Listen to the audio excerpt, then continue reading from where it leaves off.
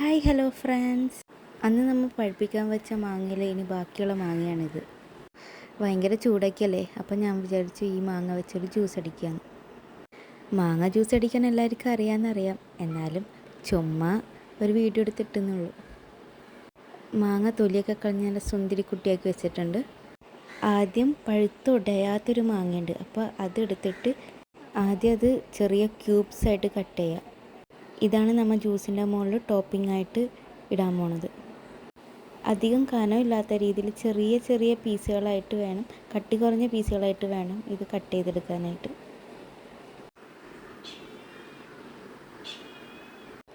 പിന്നെ ഒരു ജാറെടുത്ത് അതിലോട്ടേക്ക് മാങ്ങ അരിഞ്ഞിടണം. അങ്ങനെ പ്രോപ്പറായിട്ടൊന്നും കട്ട് ചെയ്ത് തരണില്ല, ഞാൻ എൻ്റെ ഇഷ്ടത്തിന് അങ്ങോട്ട് കട്ട് ചെയ്തിട്ടു.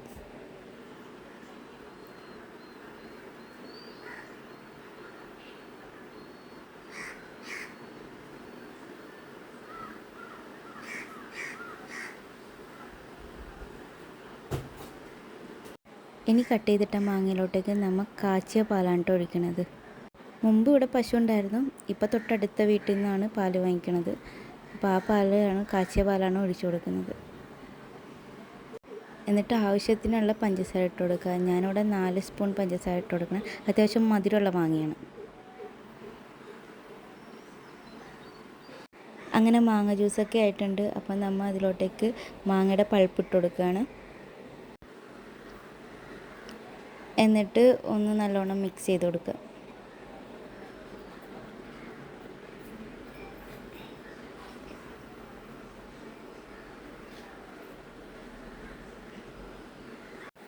പിന്നെ ഗ്ലാസ്സിലേക്ക് മാറ്റി കുറച്ച് ടോപ്പിങ്സൊക്കെ ആഡ് ചെയ്തിട്ട് അങ്ങോട്ട് കുടിക്കുക.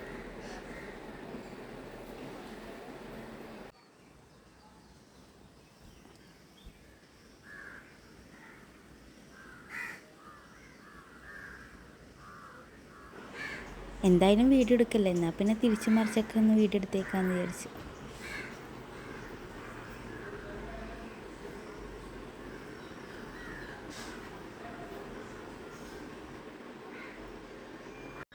ഇങ്ങനെ ട്രൈ ചെയ്യാത്തവരാണെങ്കിൽ ഒന്ന് ഇങ്ങനെ ചെയ്ത് നോക്കുക, അടിപൊളിയായിരിക്കും.